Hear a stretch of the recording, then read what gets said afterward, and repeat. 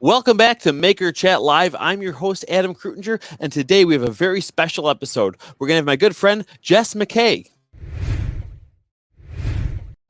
And welcome to the show, Jess. How you doing? Hey, Adam. I'm great. How are you doing today? Good. I call this episode The Puppet Squeeze with Jess McKay. And the reason why I kind of came up with that title is because in just seeing your work and looking at your website and all you do in puppetry, what I thought was interesting about you and what you make is you took puppetry. I feel like you squeezed any type of angle of getting activity on it as you can, as far as an educator, as far as doing consultant work with puppetry, from performing and building. So that's kind of what I meant by the squeeze of it, because you really, again, you took that one art form that you're working with and you're trying to get every drop out of it. And so I want to focus on a whole bunch of your work. I know you do a lot of very professional work for performing with the Jim Henson Company. I know you have puppeteered on one of my favorite curtain shows in the world, which is Kidding. Is that correct? I did. Yeah. So I want to talk, actually, before we get too much into what you're making as well, I want to talk a little bit about your experience with those productions. Is there anywhere specific you want to start with it? Well, Kidding, I was able to work on this past year. It was a magical experience. If you've seen it, I in particular worked on one episode. I worked on episode 3101, which was from the most current season. And it's a show within a show. So we see Jim Carrey's Mr. Pickles Puppet Time. And I worked on building puppets for this show. I actually built a couple of the puppets, the bickering beavers, if you know, from that show, while I was working at a company called Swazzle here in Los Angeles. I took a drawing that was drawn by Michel Gondry, which was actually really cool. And we took that and turned it into some puppets, which was the whole experience was like we shot it on the same soundstage where they shot the tornado scene from The Wizard of Oz, which is just like historic. That's amazing. I'm a huge fan of that show for so many reasons. First of all, I'm a huge Jim Carrey fan alone. Obviously a fan of puppetry, but what I really love about that show so much is the way that puppetry is used in it. Because I feel like a lot of types of shows like that aren't a puppet show tend to use the puppets as more as the gag, where it's really used in this surreal, magical type of way, which is just, I mean, it's such the tone of the show. If anyone has not seen it, it's Kidding on Showtime. It is remarkable, absolutely remarkable, and that's so awesome that you're part of it. I'm good friends with people over at Swazzle as well. We've had them on my other podcast, but also want to talk briefly about your work with the Jim Henson Company. I know you've performed with them with their Puppet Up series. Have you done any building with them as well? I've done some refurbishment work on the Puppet Up puppets, but it was very brief. They have a group of puppet builders who are amazing, and unfortunately, as I'm sure you're aware, there's probably more people who are willing to do the work than there is work out there. So I've very briefly had the chance to work at the Creature Shop over in Burbank, and it was just for one specific. I was refurbing I was looking at all of the Puppet Up puppets to make sure that they would be ready for the shows at Knott's Berry Farm this past fall. I'm a performer in Puppet Up. Is that part of the wrangling that you do, or is this partially kind of separate from that? So it's interesting, the squeeze thing you said, and I love it. It's really cool. The way that I think about myself as a person and as an artist is you know how there's that phrase, you're a jack of all trades, master of none? Well, I don't know that that's exactly true, because I think that when you grow artistically, creatively as a person in one area, then you can take that work and bring it to a different area and also let that blossom, and it can grow kind of concurrently. So my wrangling is a part of my building and a part of my performing. When you're on set, you make sure that the puppets are ready to go. I started wrangling by puppeteering, and the first job a lot of the times you have to be the one to look at the puppet and say, okay, does this look good before you put it up on camera? Is this guy in particular, for example, if his fur was across his face like that and I was about to do the shot, I'd want to give it a little wrangle before I go. And now wrangling, of course, is, you're rigging things and there's all sorts of activities going on with that. But producing your own content often necessitates the just being able to do everything, having the Being kind ability of to. a one-man show. Yeah, it's important for many reasons, especially in this time now, to be able to wear many hats. Not only makes you more valuable to produce your own stuff, like you're saying, but also makes you more valuable if you are on a set and something breaks during a shoot. If you're able to fix that quick and they don't have to, stop recording for a couple hours, I mean, that's going to save them a lot of time and money, as well as make you more valuable as an individual to have on the show. Yeah. Now, what I will say is the best sets are the ones who have designated people to be wranglers, Yes. designated people to be puppeteers, because it's really kind of a split brain thing. Yeah. Sometimes when you're in the zone and you're puppeteering, you don't want to just like rig something to a hand to and it can be a very tiring. Both of those jobs can be very tiring when you're just like trying to get something done in the moment. You have to be ready. I think in my experience of seeing them, most wranglers are puppeteers as well, right? And that's probably pretty important because you got to be really familiar with not just the tool itself, but how it works, how it's supposed to look. And I mean, I can't think of a better perspective than having a puppeteer do that, who's just not performing that day. Exactly. And sometimes the wrangler is the only other person on set who knows how tired your arm feels in that moment. So they can oftentimes depending on there's so many different types of sets that work in different ways. And a lot of the time when I work, it's the first time that this particular group has done a puppet production. So oftentimes it's really worthwhile at the beginning of a production to really make sure that you have a good communication. A good example of that is puppet up, the term, okay, we're ready to put our puppets up into the air, because oftentimes they'll be setting the lights and they'll be looking at the camera and your arm will be up there. And then by the time they're ready to shoot, your arm is done and you can't give a great performance. So being able to communicate what you need and when you need it. And I've been on sets before where, for example, they don't have monitors ready. And I've had to say, hey, listen, if you don't have a monitor, I can't do my job how we need to do it. It's worth taking however many hours it's going to take right now, because it's going to save us that time all day. So it's those are the conversations you kind of want to have before the first day on set. You want to be like, listen, this is what we need, so you don't get surprised. But that's so perfect. So when you work on these productions, or rather, let me ask this, because we talked about the squeeze. What would you say out of all those different facets of puppetry that you're working with, the consulting, the education, the building, the performing, which one do you think is your main bread and butter out of your career in puppetry? Bread and butter meaning like what I earn probably the most of your living on. I would say it's puppetry, performing as a puppeteer. Which is great, and that's been for the past 5 years. Before that, I actually was an educator, not like you. I'm sure we're very different. I worked at Larchmont Charter Elementary School for about 10 years as a teaching assistant in elementary education, and also I taught puppetry and music and arts and all sorts of different stuff. So that's very much like me. For people who don't know, a lot of people think I'm a full-time puppeteer as well, which couldn't be further from the truth.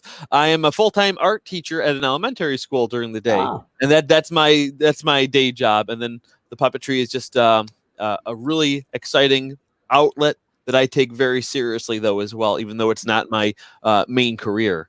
But that's so awesome. So I know I do want to talk a lot about the things that you make. But now, before we get too far into the physical puppets that you have behind you, and some of the images that I'm going to bring up. So for those of you who are listening on audio, make sure you check out the video if you can. It's on YouTube as well as at Krutinger Puppets Facebook page. I want to talk to another cool thing that you squeezed out of your puppetry, which was a really fun product that you have that you call puppet cards. And I'm going to bring it up right now so people can see. It's this. Can you tell us a little bit about what people are seeing now? So these are cards that you can fold. You make a couple folds in them and they get little mouths, and then you can speak. The idea for puppet cards, I want to be open to the world. If you are a person out there who has kids at home, you can make your own puppet cards. It's really simple to you look at it, you draw the face in the lower half right there. It's a couple folds. And it can be a really kind of instant, fun, creative way to make a puppet. I would recommend that you use recycled materials if you can.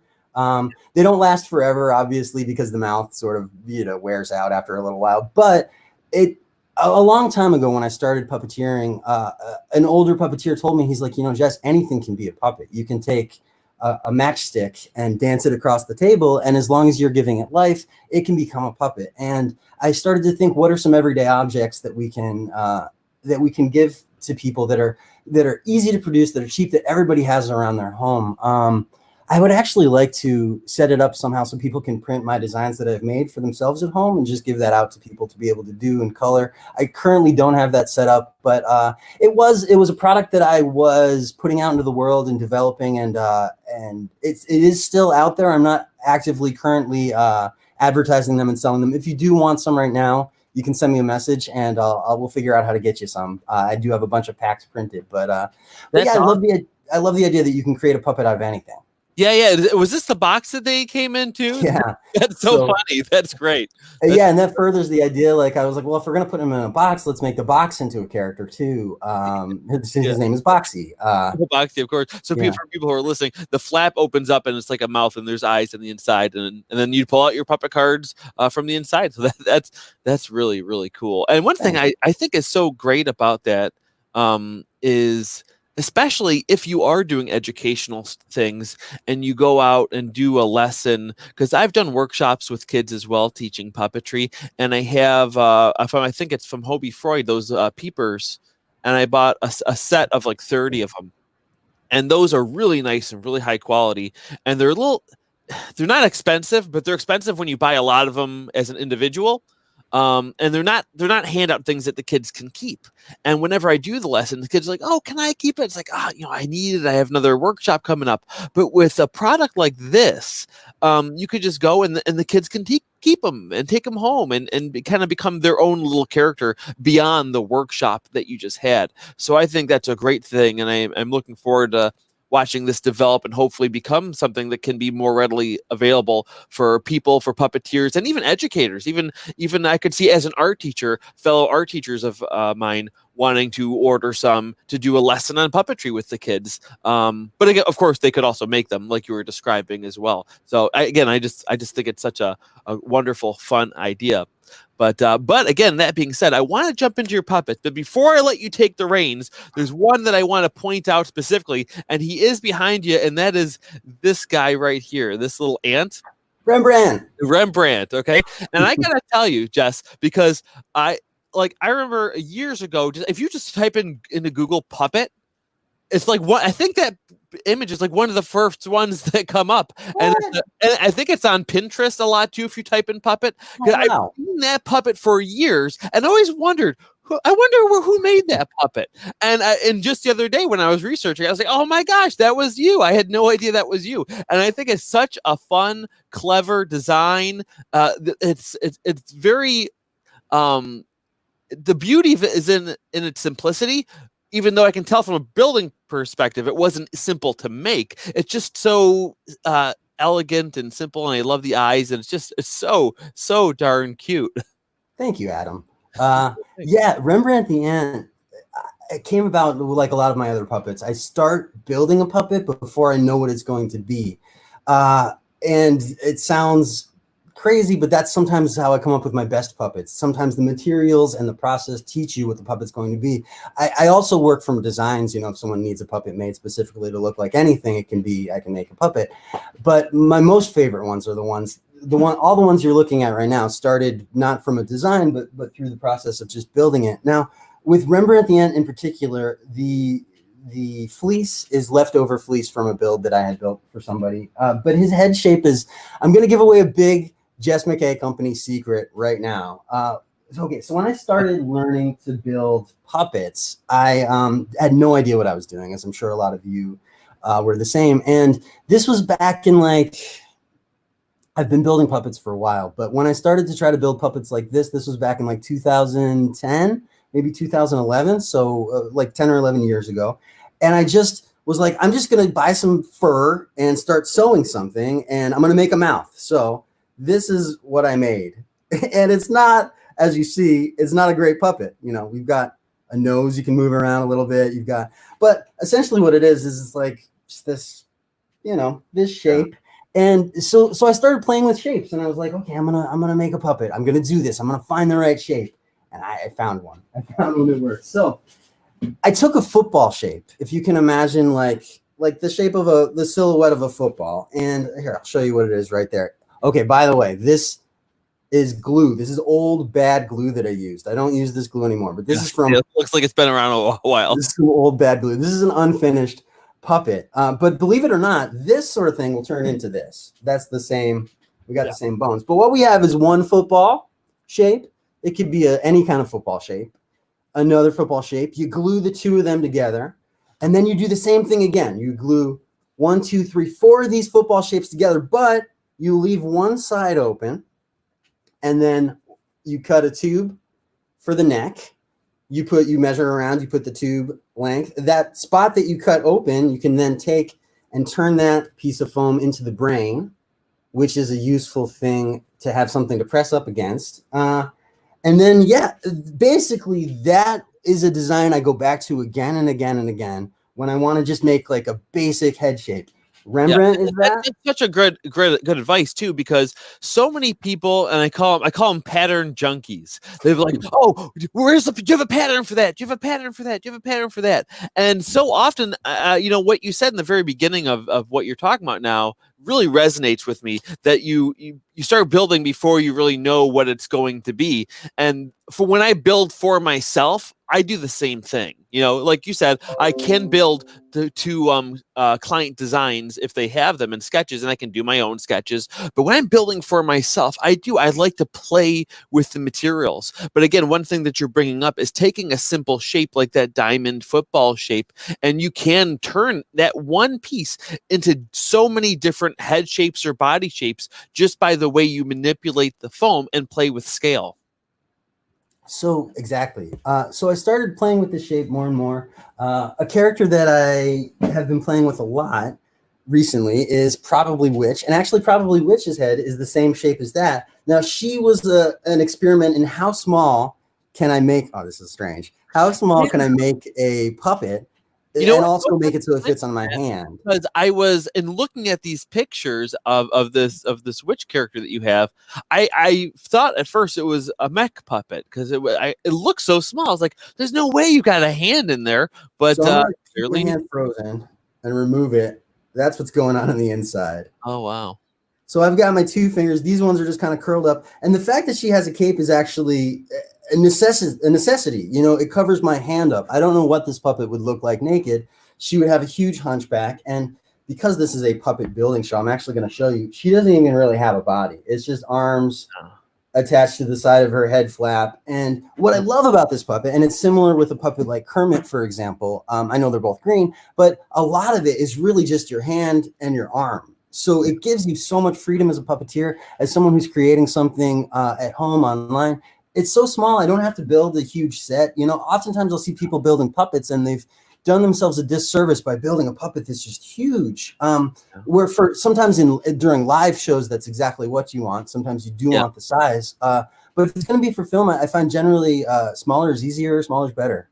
Yeah, no, absolutely. Yeah, we had Derek Lux on not too long ago, and that's what we were talking about with him with stage puppets, because his puppets had to be big for 2 reasons we talked about. One is, yes, it's for stage so people can see it from far away, but the second thing was that there was human characters as well, and to get kind of a proportion and scale that was similar. But one thing I think kind of works really well with this too is so you have the mouth manipulated like this, and your hand, your knuckles here kind of become a natural kind of like witch-like hunchback, which is really playful. And again, it's not something you had to build into it. It's just kind of organically part of the shape of this character.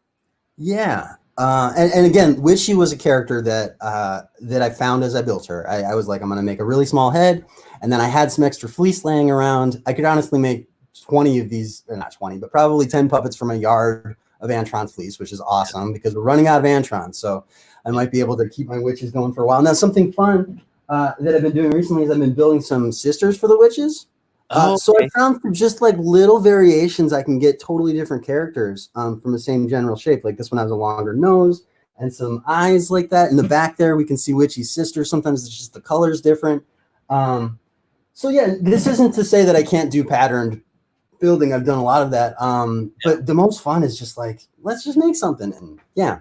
I agree with you so much. It's exactly my philosophy of puppet building in that same way. And one thing that's cool here, and just to show people how you do work from a sketch sometimes, here's some of the other photos that you sent me.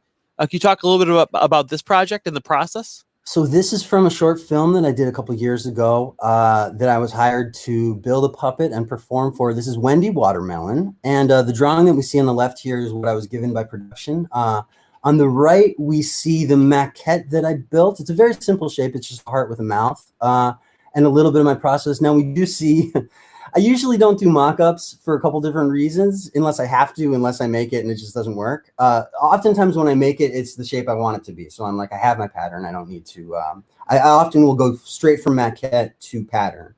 Yeah. The only time I usually have, I do the same thing. Only time I have to do it again is to change scale.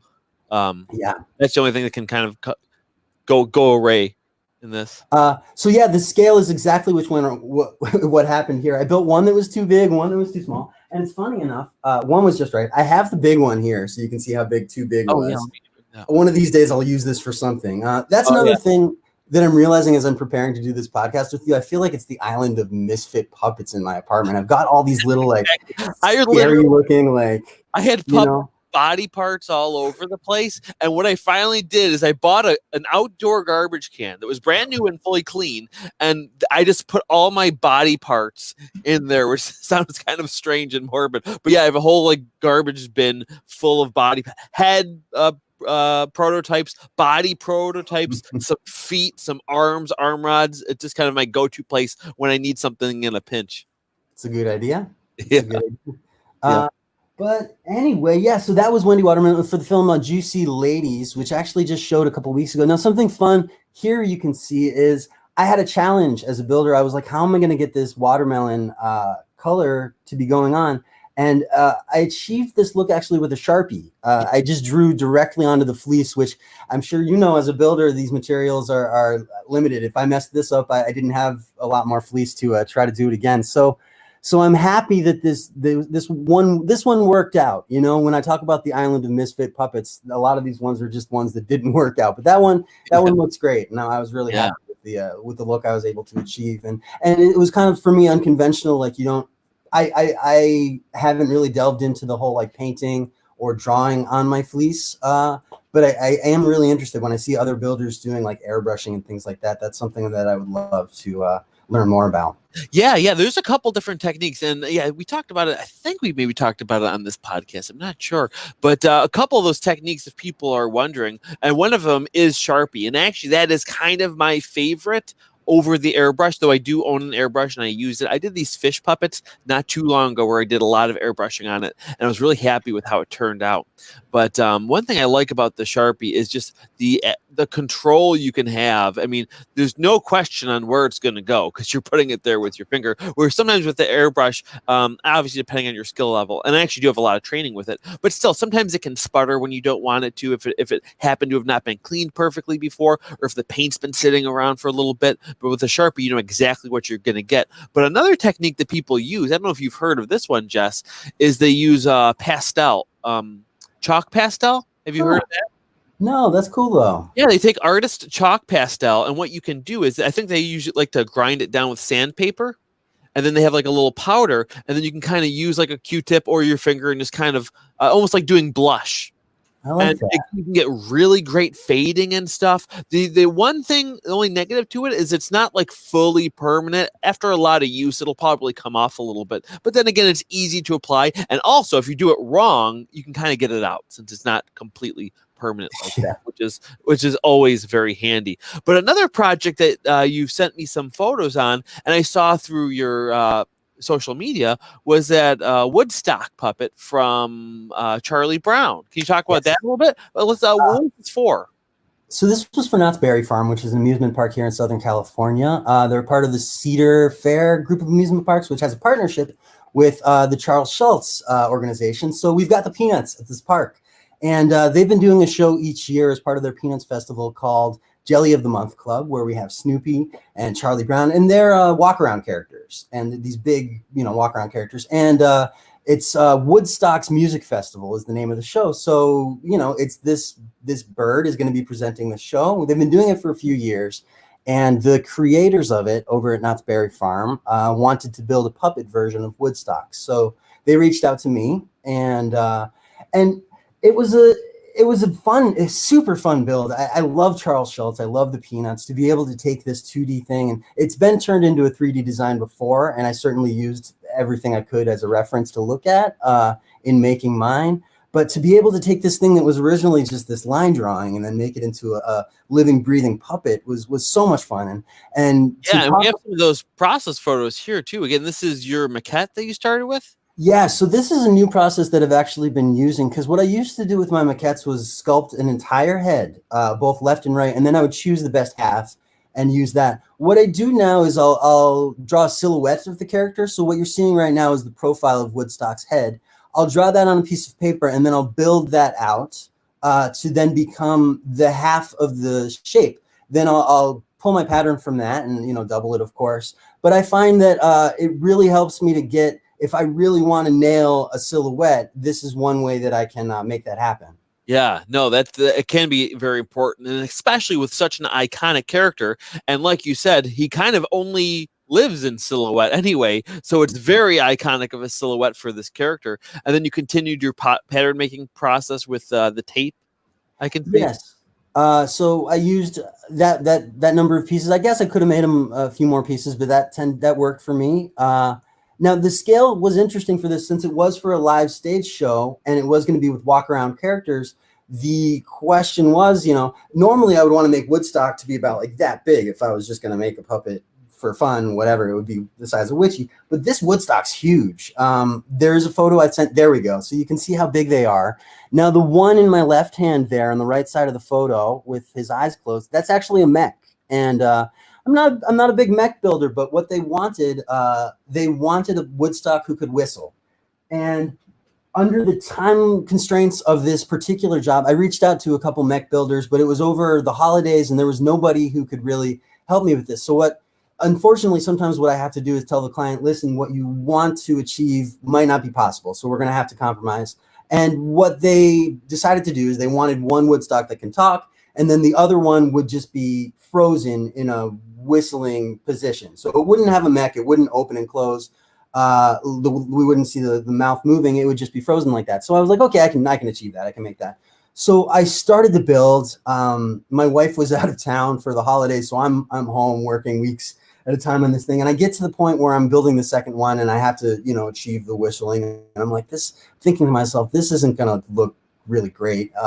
With puppetry, it's really important to have some points of articulation because that gives it more life. That can be eyebrows moving, or it could be the mouth opening, or something moving. But if it's just a frozen figure, you can get that with, moving around like this, and it can certainly work for a stage show. But I was so proud of myself because I came up with a super simple solution.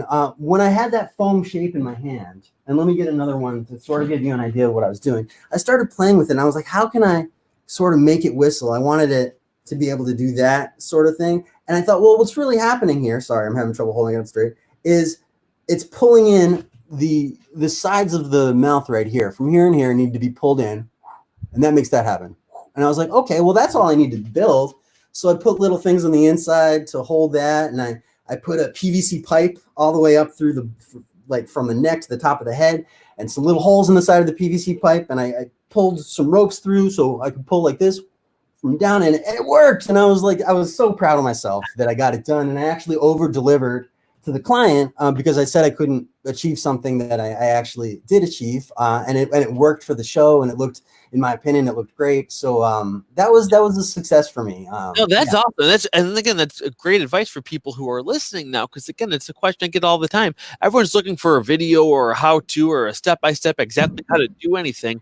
And so often, and I make those types of videos, but how I found a lot of that information was by doing what you're saying. I play with the materials, figure it out, and then I show people. And that's why I always try to encourage other people to do too. If you can't figure something out, and let's say you already searched for it and you can't find the answer, you got to problem solve a little bit and try to figure it out yourself. See how the materials work. They'll kind of speak to you, which again harkens back to what we talked about with our the way we prefer to build anyways. Kind of follow what the materials tell us to do. And actually, to tie into that, I know you're very particular about some of the materials that you do and don't use. Can you talk a little bit about that? Yeah. So something that I think differentiates me from most other puppet builders and most other people, in fact, is I'm a vegan person. Now, if you don't know what that means, it means that I don't use any animal products. I don't eat any animal products. I don't wear leather. I don't use feathers. Now, people can choose to be vegan for a lot of different reasons, and I personally do have a lot of reasons for being vegan. I've been so for about the past 7 years.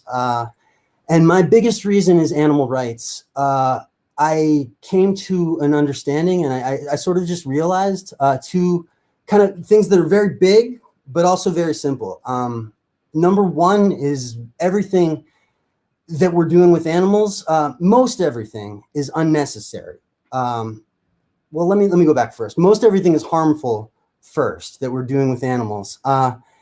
The more I learned about it, the more I understood that it was an unfair arrangement that we've made with these beings. There's no way that we can ask for their consent. We're literally taking their lives from them, and that's the most harmful thing you can do. I know people.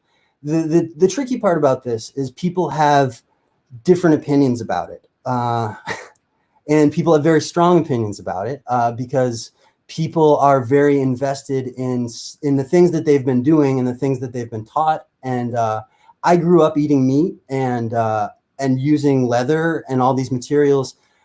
Now, it was a deal that I couldn't make with any individual animal. I couldn't see myself asking, "Hey, cow, do you mind if I kill you to take your leather?" Or, "Hey, ostrich, do you mind if I pluck your feathers from you?" It's not something I would ask another human to do. And even if I could ask, and there's no way they could give their permission. A lot of the times with this, it's difficult for me to talk about it because it's something that's so very clear for me that it's both harmful and unnecessary. Yet it seems very confusing for other people, and I don't always know the best way to communicate about it. So if you have any questions about it, yeah, well, I guess again, I'm not saying this is my perspective. I'm trying to think of things people might be thinking of too, because in some ways, again, this is not just to using it, but also to eating it and stuff too. Which I actually was vegan for 2 years a while ago, and now it just became difficult for us to keep up for a lot of social reasons, mostly. But I still don't do any beef. I don't do any beef, and I haven't done beef in like probably like 12 years or so or longer.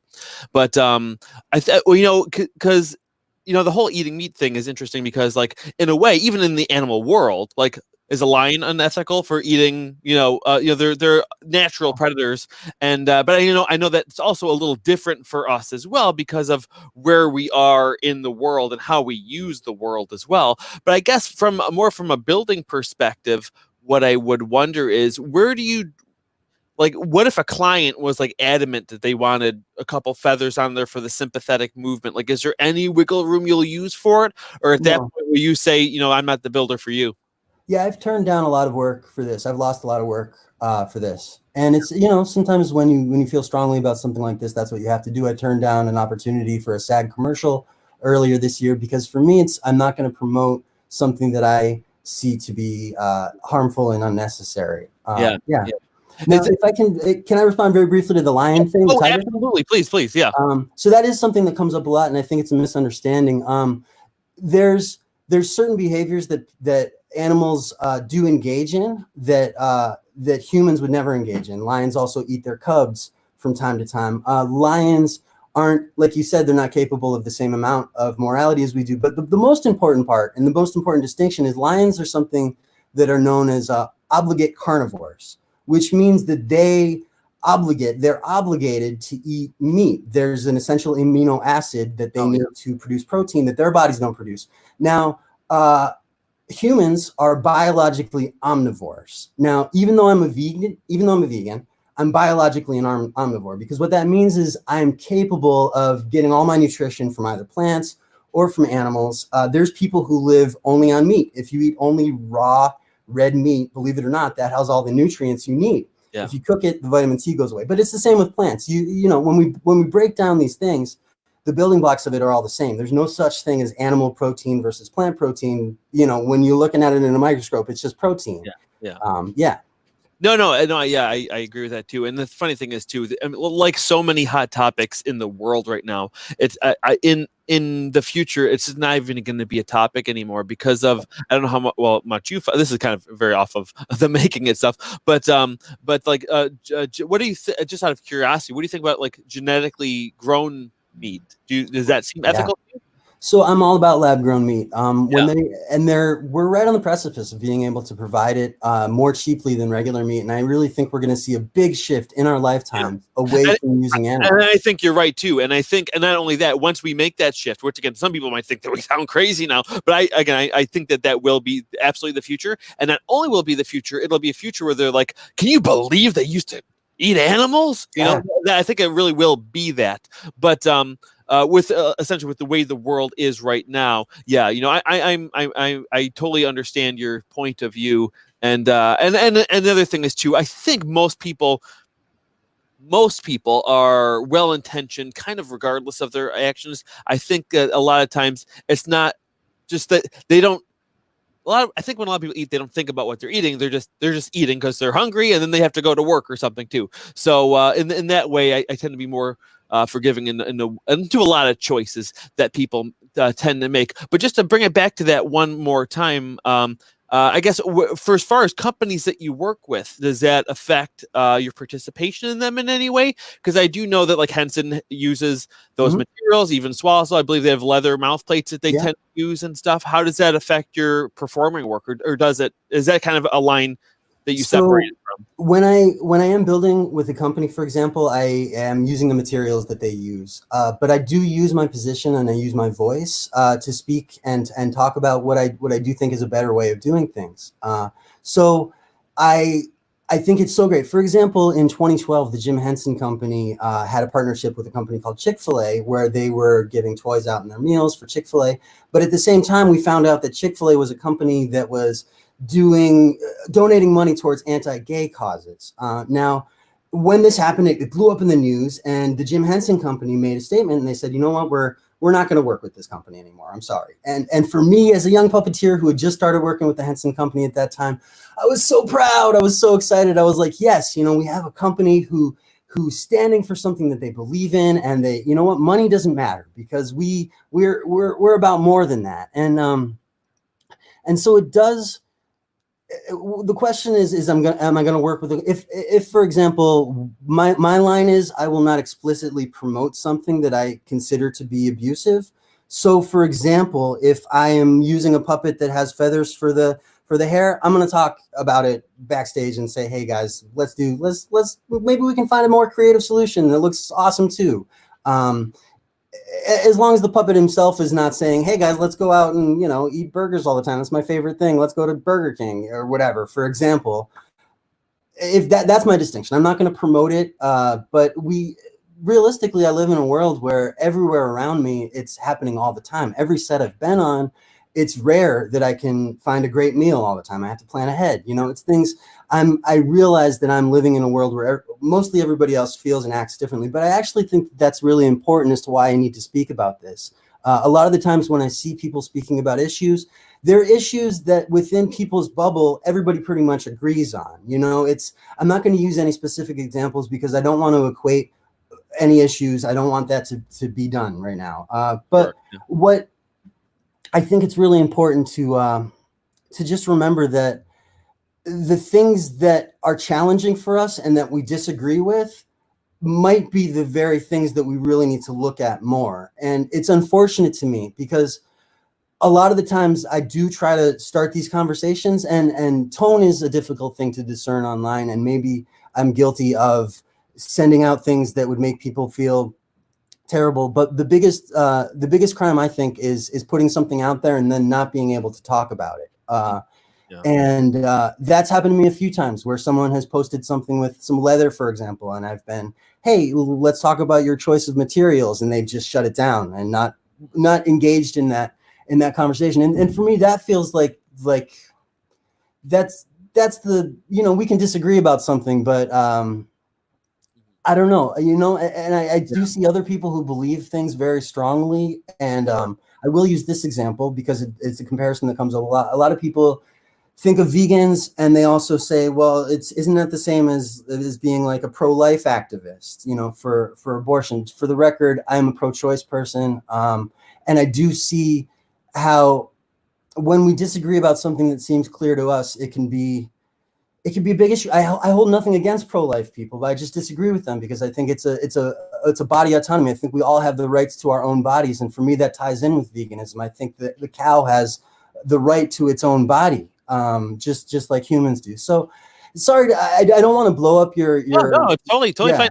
This is part of what I wanted to talk to you about, because I knew you had a very unique perspective that I think you're right. I think some people will blatantly disagree with you, but I think there will be a lot of people that do agree with you. And also part of what I wanted to do in this is try to find just kind of where that line is, because it can seem like absolutely not. And then, but then also, I guess a question I would have is, because I do use some of those materials once in a while, not on purpose, but one thing that I guess in looking back at my materials and how I achieved them as well, like, what if they were, a lot of them are like, anytime I do use a product like that, it's some sort of a recycled material in a way, in that it was something repurposed from a thrift store or something like that. Do you have any leniency toward that, or what do you think about people using it in that way, more of a recycled way? That's another really good question, and I think it's important. 85% of the ostriches that are killed in the world today are killed in South Africa. And if you look at some of the videos for how those animals are kept, it's really terrible. I'm not going to get into it, but it's not clean. It's not sanitary. Briefly, trigger warning, if anybody is sensitive about this stuff, I'm going to talk just very briefly about what happens with any animal. Is they need to be drained of their blood, basically, after. And the best way to do this is with a pump, and the best pump is the animal's own heart. So the cause of death for all these animals is they bleed out. That's just how business is done. They hang them upside down and they cut their necks. So that happens to 85% of all the ostrich feathers we're seeing out there. Now, even if you get your ostrich feathers from an ethical provider, that's great. But if we're not explicitly also saying that we need to be very careful about where we're getting our materials from, what we can accidentally do is end up endorsing and making it look cool to have that sort of feature on a puppet. And someone could see that and not get the message that this is a potentially, you know, very harmful thing for these birds that are going through this thing. So yes, there are more ethical ways of sourcing materials. I personally feel the same way as I would about an ethical source of ivory. For example, I wouldn't use ivory in my puppet. I wouldn't use whale boning because those are endangered animals, but also, you know, just I wouldn't use human hair for one of my puppets, or human teeth. It just feels a little like, ugh. That's definitely unusual. Are there any animal source materials that do not harm them? Like, I can think of like a sheep of a wool, perhaps, or unless you know more information about that I don't know. Yeah. So really good question. Now, the sheep that we have right now that live with us on farms, the sheep you're imagining in your head right now, never existed like that in nature. Having such a thick coat of fur is something that has been bred into these sheep over hundreds of years by humans through animal husbandry. Now, as a result of that, unfortunately, it kind of, in a lot of ways, is uncomfortable to be a sheep. To be born as a sheep, you have skin folds and it's just hot. And yes, they do need to be shorn, but the very existence of these beings, you know, we see these designer dogs that can barely breathe. The sheep is another version of that. It's a mutant that humans have created. And the shearing process, while often, you know, is like getting a haircut, I would encourage anybody who has questions about this, whatever question you have, just search, you know, wool and then the word abuse, and you'll find videos and images that are going to be very surprising to you. And you might think, oh, this is from PETA. It's, you know, it's obvious propaganda. Yes, probably. Yeah, it's very biased, and what they want is for you to think a different way. But what we forget is we see propaganda all the time when we walk down the street. When we see the Burger King ad on the billboard, that's propaganda in the other direction. But we don't see it as that. What we see as normal is something that that can change throughout history. There used to not be the term heterosexual, because it was just, you're either normal or you're whatever else. But then as humanity evolved, we became more specific about what we were able to label things. And I actually think heterosexual is a very useful term among many others when we're talking about that. Now, there's a distinction when you're not a vegan person. The distinction for that, the other side isn't you're a normal person. It's actually carnist. Now, this term was coined in the mid-90s, and it means someone who believes that humans should be using animals. Vegans believe humans shouldn't use animals. Carnists or carnisms believe that people should be using animals.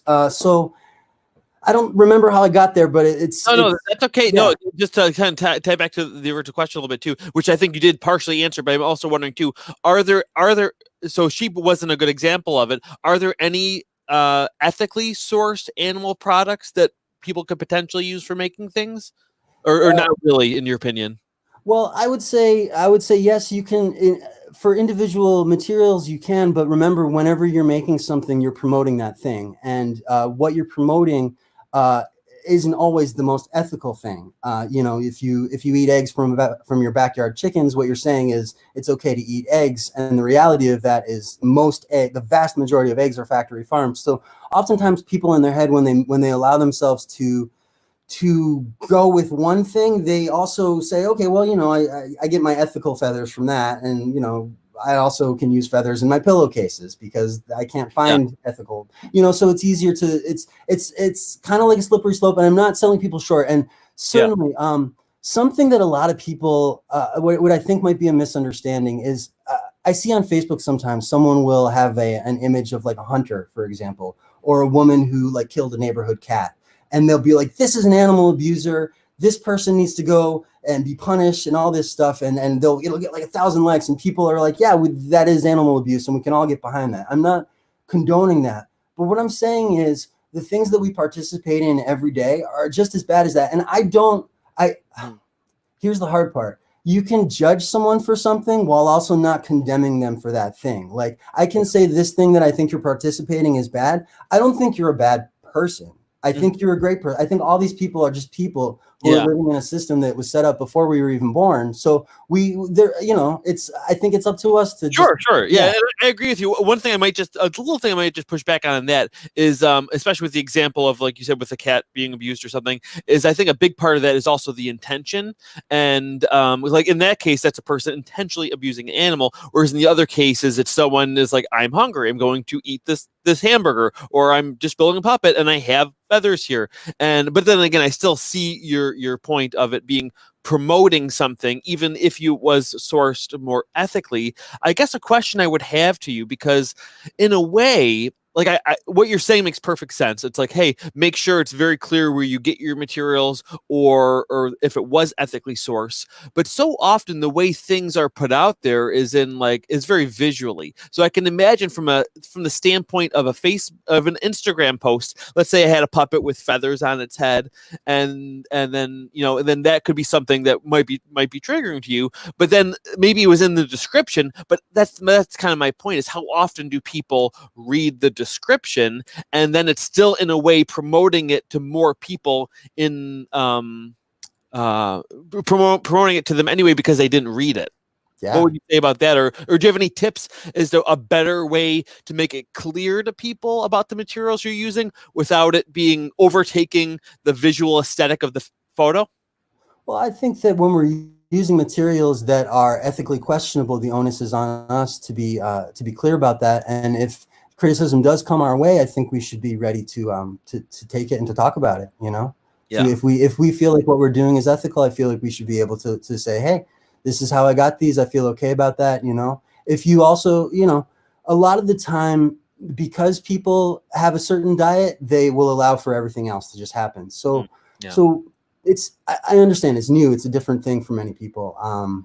But yeah, I don't. I personally think the best way to avoid that was. That's why I'm glad that we're talking about it. Because to be perfectly honest, from my perspective, I do think the answer is kind of in the middle. I think people do absolutely need to be more conscious of this, which is why I'm really glad we're talking about it. But on the other hand, too, I think we have to make sure that it is definitely approached in a way. Because also, I mean, even the way. Some people might even just listen to this thinking they might take it like almost like we're talking down about just the way they happen to have been. Maybe their mentor taught them to use these materials, and that seems like a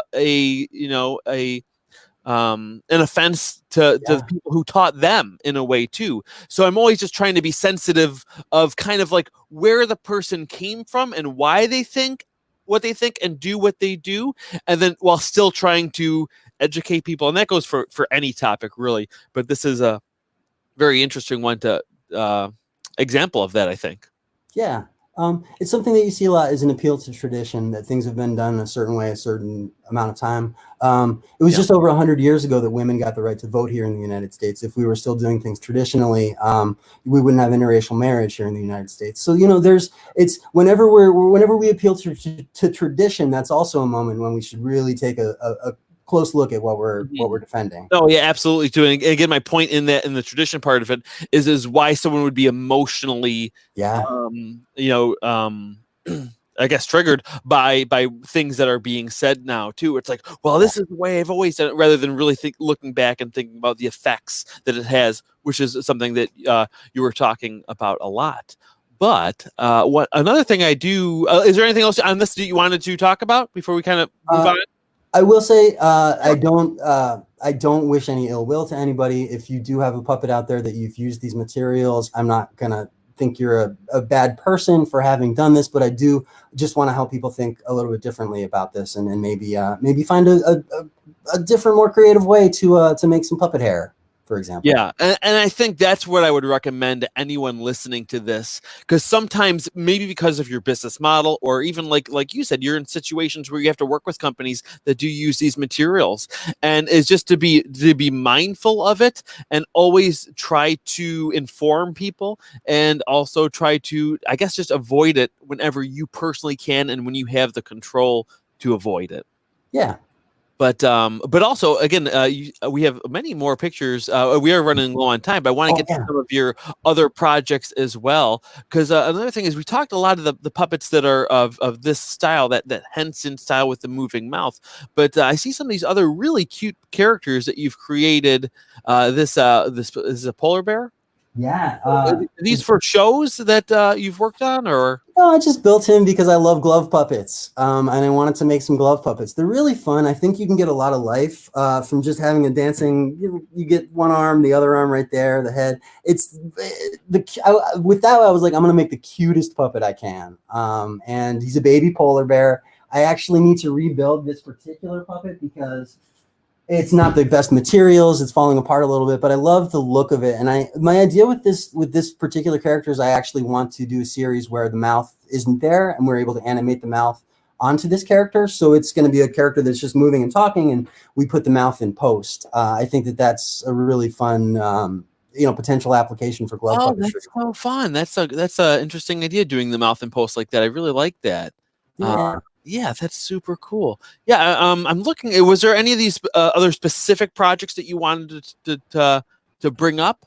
I know. I kind of just sent you a bunch of different shots. Because this one you sent me, I thought it was so cute too. Another really cute little octopus character is adorable. Does it have a mechanism on the top, a blink? Yeah, into the folds. So this is another me not knowing what I'm doing, just trying to come up with some sort of blinking mechanism. And it's not a blink as much as it's like an eyebrow furrow. The eyebrows go down like halfway down over the eyes, and it makes it look like he's grumpy. This was for a project that ended up getting ordered, and then it didn't happen. So I had these puppets. I actually have a couple of the other half finished puppets. Now here's a cool example here of a half finished puppet from that same project, where as a feather alternative, what I've done here is I've actually used, as you can see, little just pieces of felt, layered felt, and I really love the kind of look it gives. This was going to be a cardinal with a talking. I think I poached the spring for another mech project, and then somewhere here there's a woodpecker. But yeah, that was a fun thing. Yeah, that's a really cool one. This was another one. I can't remember if you sent this to me or if I found this one. That it had a really unique and interesting design with those horns. Can you talk about your process for creating that? Yeah, this was for a project I did with Sesame Studios called Griff the Gamer Goat. It was on their YouTube channel, and I worked with a producer in Los Angeles here on getting this puppet made. And this was an example of, a lot of the times I'm just building a puppet and I'm going, this was a very collaborative process. So we're we're working together. I'm getting notes on the shape, on the design, on the colors of materials that I'm using. But these horns are something that were really, really fun. I actually had to anchor them into the head with some L200, and then they're armatured armature wire. But I actually took the foam and made these long sort of tubes, and then I wound them up together. Or no, how did I do it? I didn't do it like that. I made the tubes, but then I put a rope around the side there to give it that like sort of ram horn sort of thing.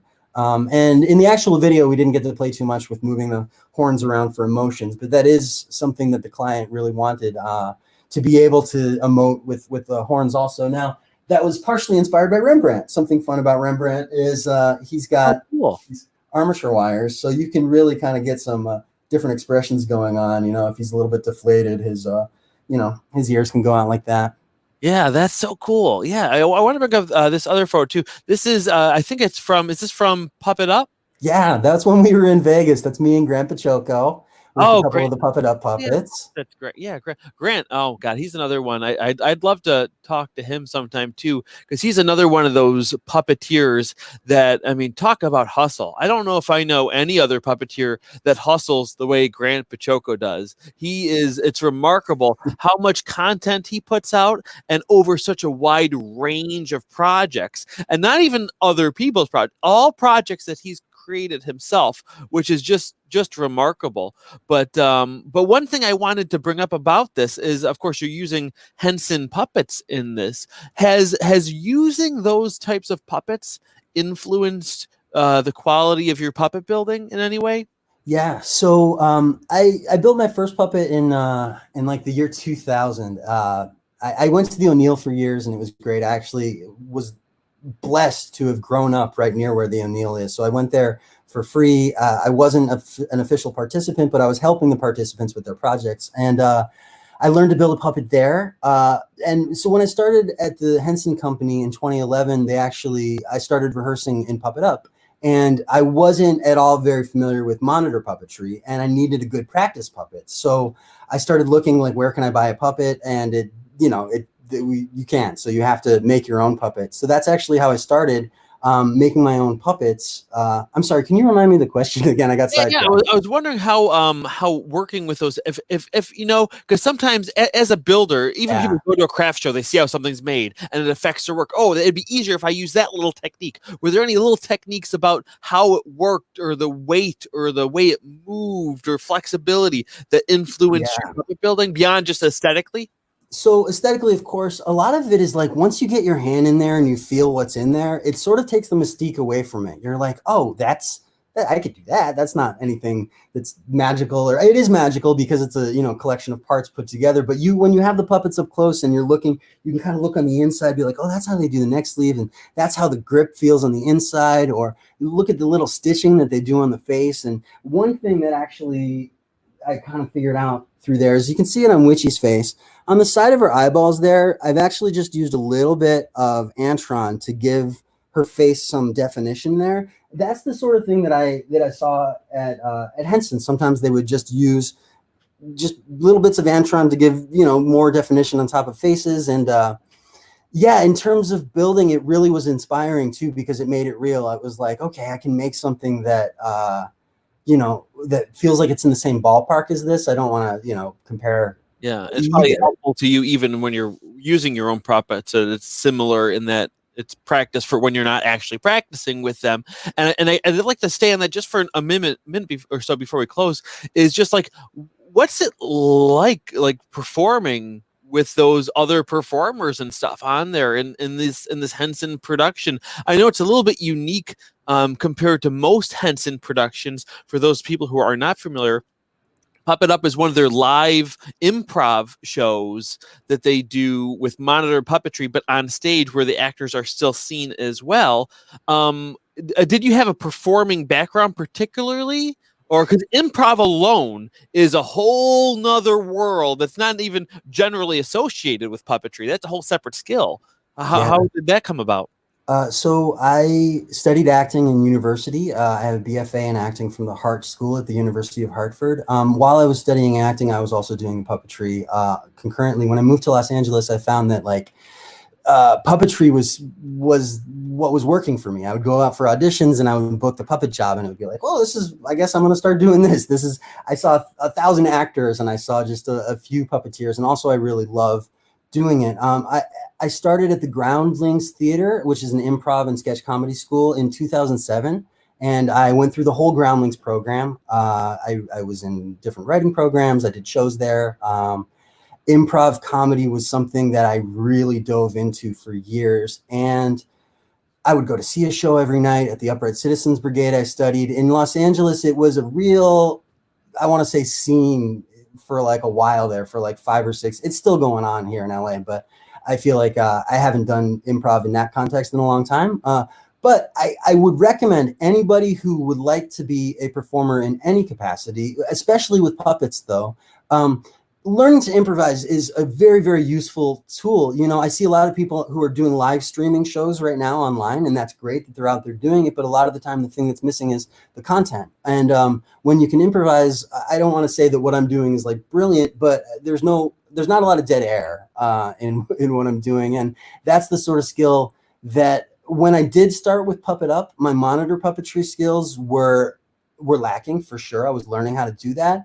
But to have the foundation of being able to be in a scene and not be panicking about that, because improv is it can be really tricky, really hard, really. Yeah. I don't want to say what I'm doing is so hard, but when you're doing it at first, it can be really stressful. No, yeah, it is very, very stressful. Because the thing about it too is like you're saying, you only get good at improv by practice, okay? But the only way to practice is by doing it. So that's time when you're starting out, it is kind of painful, because like when you're doing something on stage, and even if it's written, if you're doing something on stage in front of people and it's not working, it's just so hard, you know? And improv is you know, it's very scary to a lot of people. For me personally, I love doing like conversational improv, whereas like a show like Puppet Up would be very intimidating to me, because there's a very and even things like SNL and other comedy style ones where there's like where you have to be funny, like it has to be a joke, you know.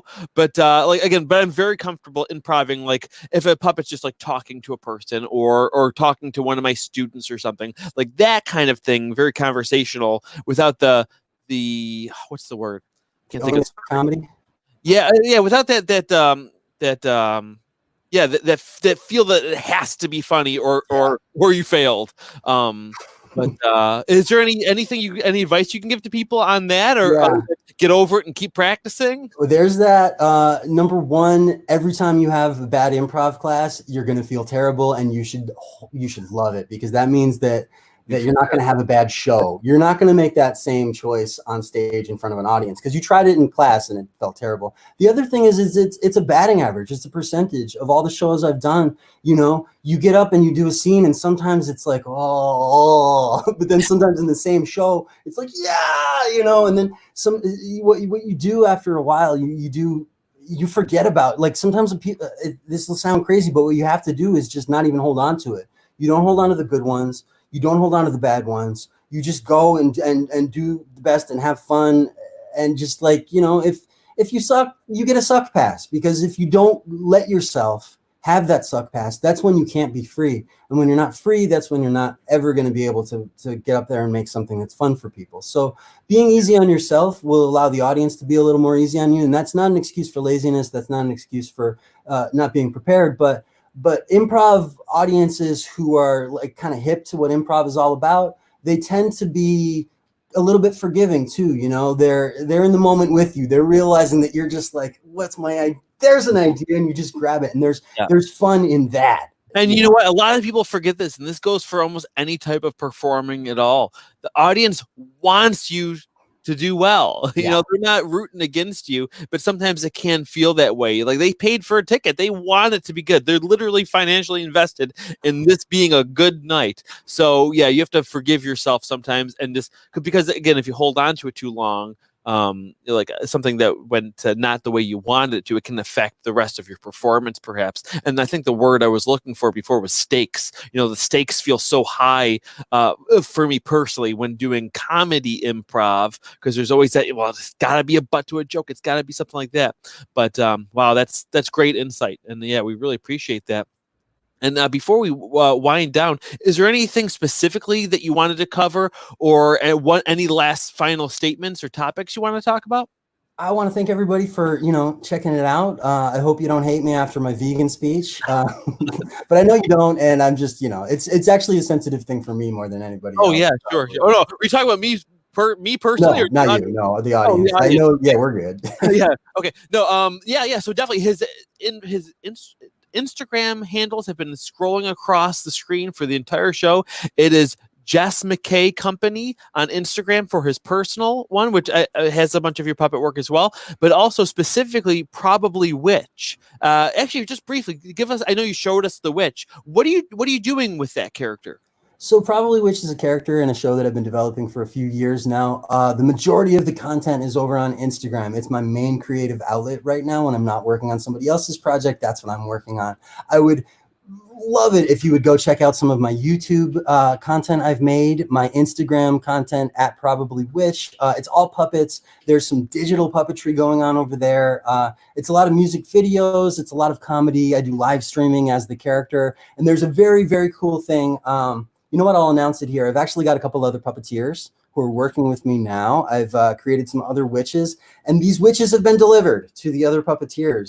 So we are going to start communicating and doing some live streaming shows because right now everybody's kind of stuck at home, and this sounds silly or whatever, but we gotta keep each other entertained and make each other happy and do fun stuff. And even if only a few people are watching it, if it makes someone's afternoon a little more interesting and fun, that's awesome.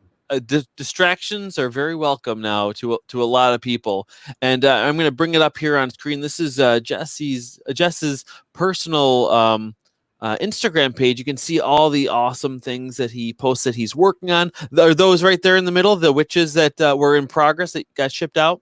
Yeah, those are the 3 newest ones. Right now, Kolagata, which is that witch right there, she's with a puppeteer, and her sister is with a different puppeteer. Yeah. Yeah, all these awesome projects and experiences are so awesome that you're sharing. Definitely check out his Instagram and Probably Witch as well. And Jess, this has been great. I thank you so much for coming on. I hope you enjoyed this as well. And I think people have a lot to think about on this. And everyone, please follow his YouTube channel as well. The distractions are very welcome, and I'm excited to check out the series that you're starting as well. So thanks again, and we'll see you soon, bud. Thank you, Adam.